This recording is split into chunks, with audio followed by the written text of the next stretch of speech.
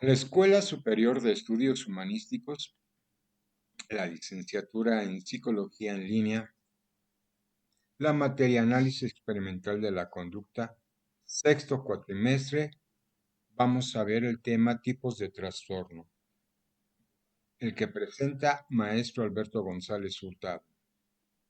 Recordando que nuestra unidad 1 se llamó el estudio del individuo como análisis, unidad de análisis. El tema, unidad número 2, el individuo en interacción con su medio social, y la unidad número 3, que es la que nos estamos desarrollando, modelos patológicos. Nuestro objetivo general, lo repito, que es muy importante, al finalizar el cuatrimestre, el alumno distinguirá entre los diversos términos descriptivos para estudiar al individuo como unidad de análisis, explicando la influencia del medio en el comportamiento humano y asimismo describir y ejemplificar con base en sistemas teórico-metodológicos los diversos modelos patológicos estudiados dentro de la psicología que a la gran mayoría ya se abordaron. ¿Qué son los trastornos psicológicos?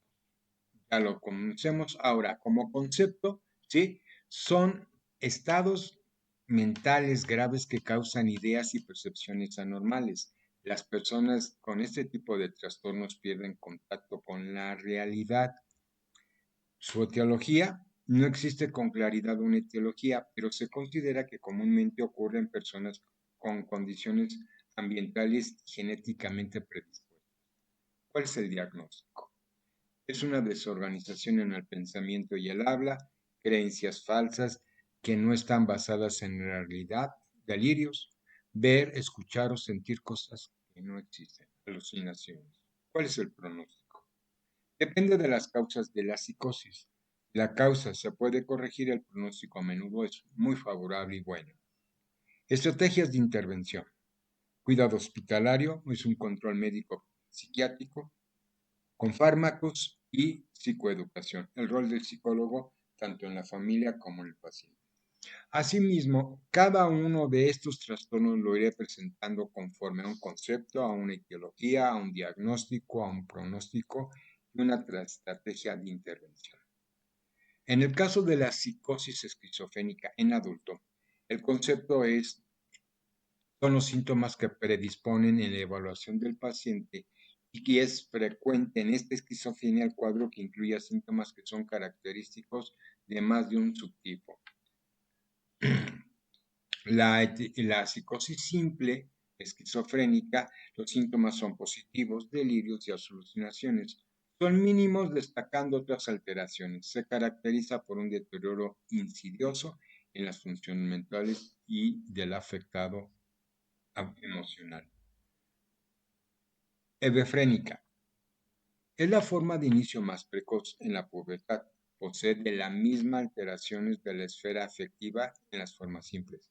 Por ello, progresivamente estos pacientes pierden la capacidad de planificar y prever el futuro, llevando una vida errante y sin una finalidad alguna. La catatónica.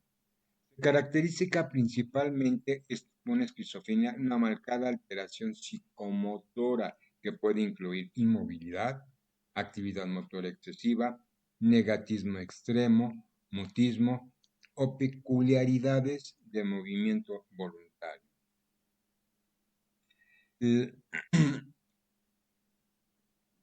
Las características principales del paranoide de esquizofrenia consiste en la presencia de claras ideas delirantes y alucinaciones auditivas, sin claras alteraciones en la afectividad, en el lenguaje y sin mostrar una conducta catatónica asociada. ¿Cómo se clasifican? Por episodios agudos, ¿sí? En esta hay que realizar a cada paciente un estudio diagnóstico exhaustivo, que debe incluir una historia clínica, psiquiátrica y médica y genera la exploración física y un examen de estado mental. Latente. Este tipo de esquizofrenia se caracteriza por la presencia de síntomas ligeros de enfermedad. La mayoría de los pacientes no tienen antecedentes de episodios esquizofrénicos, pero presentan de una forma abierta una susceptibilidad previa a la enfermedad.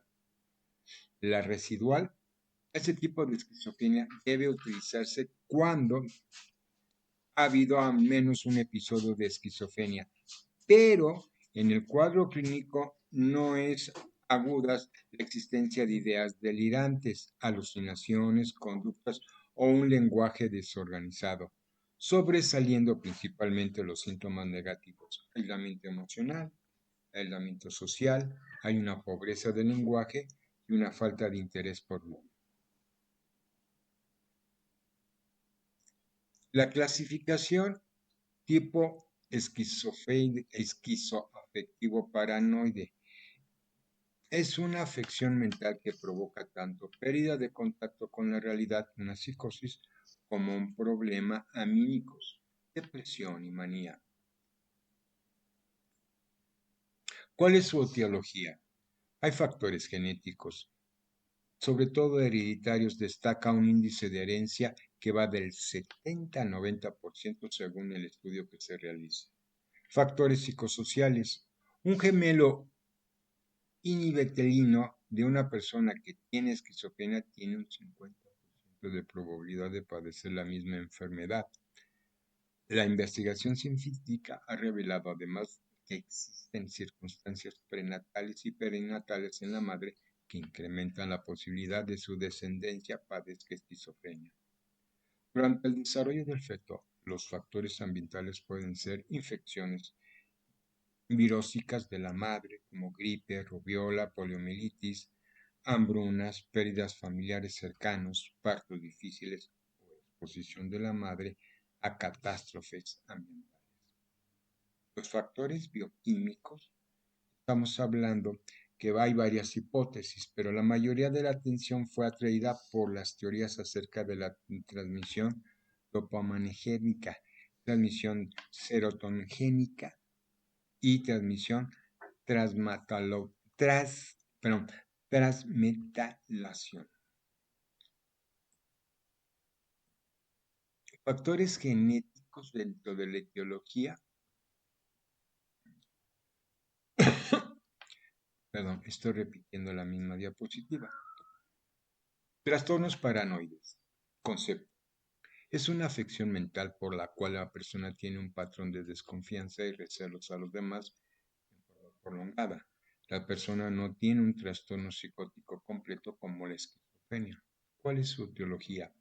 Las causas se desconocen, aunque parece ser más común en familiares con trastornos psicóticos como esquizofrenia o trastornos delirantes. Esto sugiere que los genes pueden estar involucrados. ¿Cuál es el diagnóstico? Sobre la base de una evaluación psicológica, el proveedor de atención médica valorará la duración y la gravedad de los síntomas de la persona. ¿Cuál es su pronóstico? Esto generalmente depende de si la persona está dispuesta a aceptar ayuda. La psicoterapia y los medicamentos algunas veces pueden reducir la paranoia y limitar su impacto sobre el desempeño diario de la persona. ¿Cuáles son las estrategias de intervención? Fármacos, control médico psiquiátrico, psicoterapia, psicólogo y psicoeducación. Se involucra tanto la persona y la familia. ¿Cuál es el trastorno unipolar depresivo? Se caracteriza por una depresión persistente o pérdida de interés en la actividad del día a día, lo que puede causar dificultades significativas en la vida cotidiana. Su etiología son los cambios químicos en el cerebro responsables. Esto puede deberse a problemas en los genes y desencadenar ciertos hechos estresantes. Sin embargo, no existe una causa específica. ¿Cuál es su diagnóstico? ¿Sí? Sobre la base de una evaluación psicológica y psiquiátrica. Para un pronóstico se puede decir que es positivo, según vaya resurgiendo efecto el tipo de antidepresivo que se ha prescrito y la evolución terapéutica del paciente. Estrategias de intervención: fármacos, control médico psiquiátrico, psicoterapia, psicólogo y psicoeducación, persona y familia. Hay que insistir mucho en esto en todas las enfermedades que se van a mencionar. Trastorno bipolar 1. El trastorno bipolar 1 es un tipo más extremo de la enfermedad maníaco-depresiva, caracterizado por la aparición de uno o más episodios maníaco o mixtos. El trastorno bipolar 2 es un tipo menos grave caracterizado por episodios hipomaníacos y depresivos. La etiología de la bipolar 1 y la etiología de la bipolar 2 es la siguiente. Se desconoce, pero se presentan con mayor frecuencia en pacientes de personas que padecen dichos trastornos. ¿Cuál es el diagnóstico? Realiza un examen médico, psiquiátrico, su pronóstico, ¿sí? Los periodos de depresión o manía retoman en la mayoría de las personas, incluso con tratamientos. Sin embargo, las personas con trastorno bipolar 2 tienen una mayor posibilidad de vivir una vida más plena, mientras que los del trastorno bipolar 1 tendrán más dificultades. Estrategias de intervención: psicoterapia, psicólogo, medicación, estabilizadores del ánimo, antipsicóticos y antidepresivos. Clasificación de la depresión la vamos a tener como psicogenética y orgánica. Dentro del concepto de la psicogenética es el tipo de depresión relacionado con un conflicto psicológico. En la orgánica, sí, la depresión se presenta por una enfermedad o el uso de medicamentos. La etiología de la psicogenética y la orgánica tiene un origen de conflictos psicológicos que surgen a partir de una causa evidente, por lo que se considera reactiva. La orgánica se produce como consecuencia de los síntomas físicos de una o por los efectos determinados de un medicamento o una enfermedad. ¿Cuál es el diagnóstico en ambas? Es complejo, sin embargo, está de parte del psicólogo y del psiquiatra determinarlo. Es muy difícil diagnosticar en el caso de la orgánica porque sus síntomas pueden confundirse con la sintomología propia de la enfermedad que se está padeciendo. ¿Cuál es el pronóstico? En la psicogenética puede mejorar el paciente con psicoterapia y medicación, sobre todo fármacos en el caso psiquiátrico. En la orgánica, el tipo de depresión que se presenta por una enfermedad o el uso de medicamentos. ¿Cuáles son las estrategias de intervención? Se recomienda un abordaje terapéutico combinado con farmacología y psicoterapia en el caso de la psicogenética.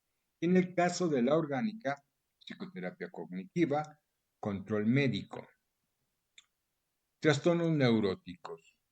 Se refiere a los trastornos relacionados con la neurosis. Su etiología es una enfermedad funcional propia del sistema nervioso central que se caracteriza especialmente por la inestabilidad emocional.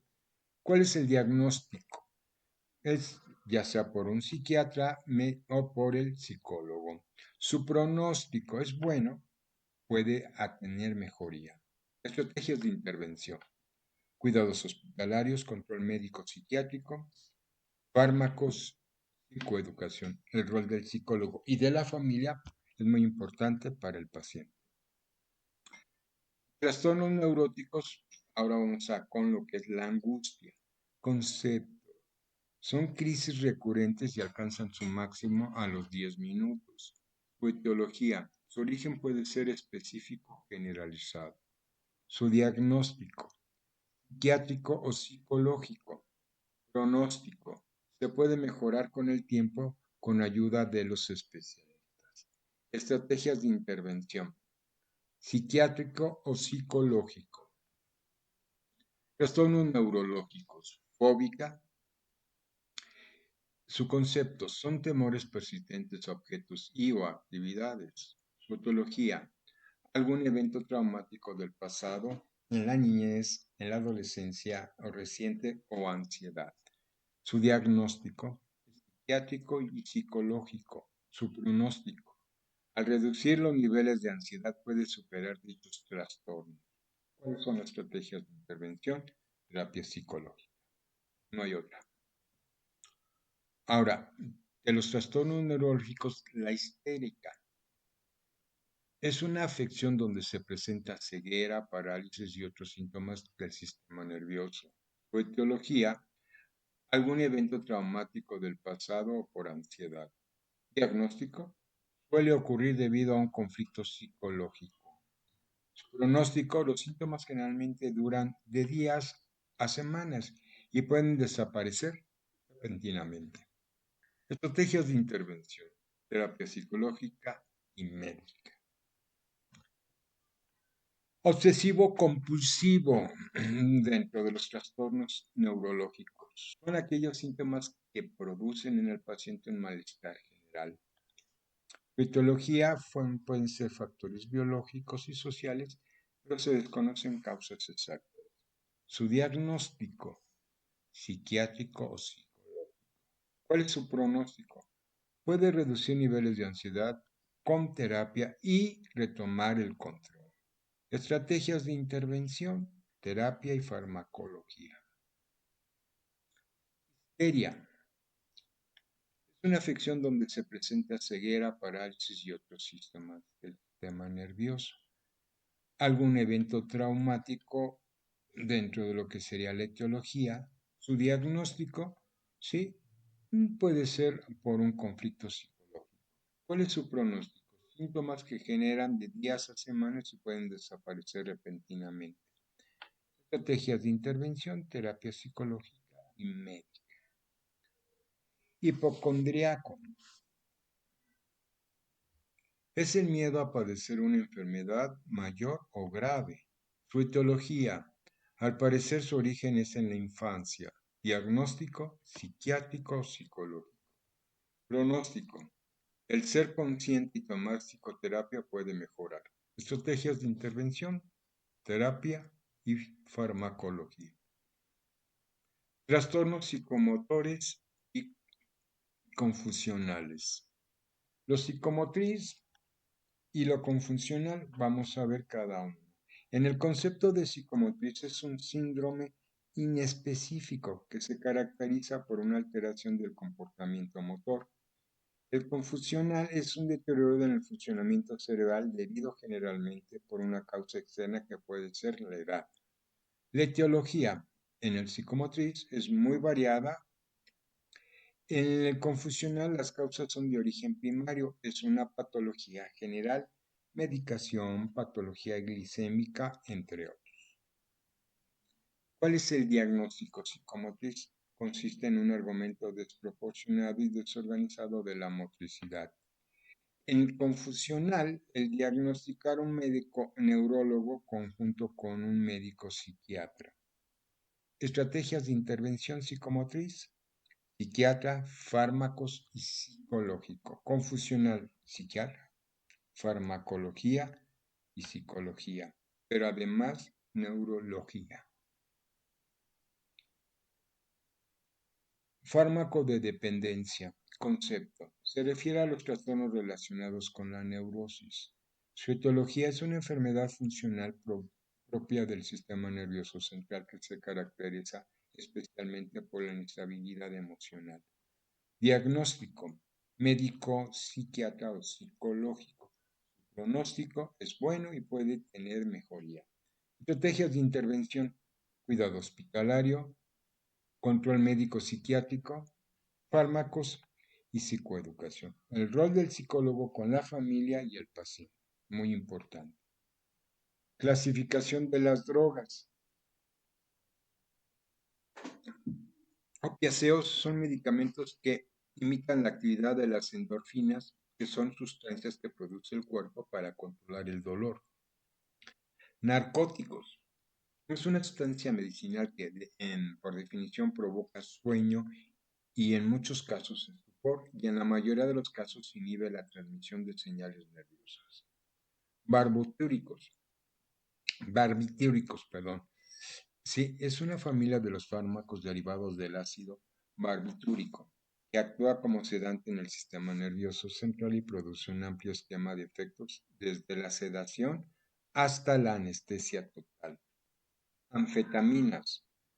Son un tipo de drogas estimulantes del sistema nervioso central y se presenta en forma de pastillas o cápsulas de diferente forma y color.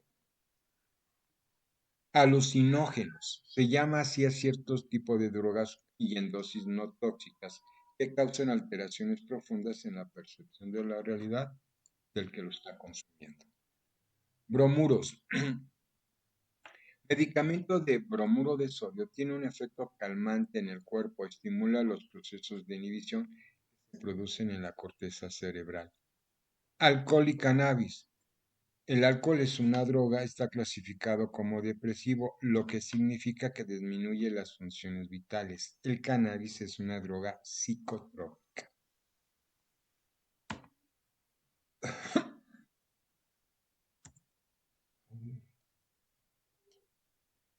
Tolerancia y síndrome de abstinencia. Concepto es la tolerancia consiste en la disminución de efectos típicos de una sustancia cuando se usa de manera regular. La abstinencia es un fenómeno agudo que ocurre al interrumpir el consumo de una sustancia en un sujeto que lleva largo tiempo usándola de manera más o menos continua. Cada sustancia tiene un síndrome de abstinencia característico y entre estos el alcohol es sin duda el más grave. Etiología. Ocurre cuando el consumo de una sustancia es muy frecuente en el caso de la tolerancia. En el caso de la abstinencia ocurre cuando se inhibe el consumo de una sustancia que era de uso habitual. Estrategias de intervención en la tolerancia, psiquiátrico y psicótica y psicológica en el caso de la abstinencia psiquiátrica psicológica. Trastornos de la conducta sexual. Concepto. Hace referencia al tipo de trastornos que afecta a normalidades y a nivel sexual funcional y causa anormalidad conductual. Su etiología. Su origen es variado según el tipo de trastorno. Diagnóstico. Médico, psiquiátrico, psicológico. Pronóstico. La mayoría de las veces es bueno. No es una enfermedad de pacientes pueda vivir o no con el trastorno. Estrategias de intervención. Terapia, que en muchos casos ayuda a la farmacológica dada por el psiquiatra. Clasificación de los trastornos de la conducta sexual, de identidad y parafilias. De identidad incluye un grupo más general de los trastornos de inicio en la infancia y en la adolescencia. Las parafilias se caracteriza por intensas y repetidas desviaciones sexuales, impulsos o conductas sexuales generalmente implican objetos no humanos o humillaciones propias al compañero o a niños. Etiología es la disociación entre el sexo anatómico y propio identidad sexual, y este término está en el DSM-4R denominado identidad de género. Las parafilias no están claras las causas. ¿Cuáles son las estrategias de intervención psicológica en el caso de identidad y en parafilias? El tratamiento es psiquiátrico solamente y psicológico. Conductas suicidas. Cualquier acción que pudiera llevar a una persona a quitarse la vida por sí misma. Cuando toma sobredosis de fármaco, arrojándose un edificio muy alto, usar un arma de fuego, estrellar un automóvil de forma deliberada, etc., entre muchos. Etiología. El suicidio y los comportamientos suicidas generalmente ocurren en las personas que tienen trastornos, depresión o una enfermedad terminal o incurable. Diagnóstico, médico, psiquiátrico o psicológico. Pronóstico, la mayoría de las veces es bueno. Puede tener mejoría con la ayuda de profesionales. Estrategias de intervención, cuidado hospitalario, control médico psiquiátrico, fármacos y socioeducativo. Rol del psicólogo para la familia y el paciente. Por su atención, gracias.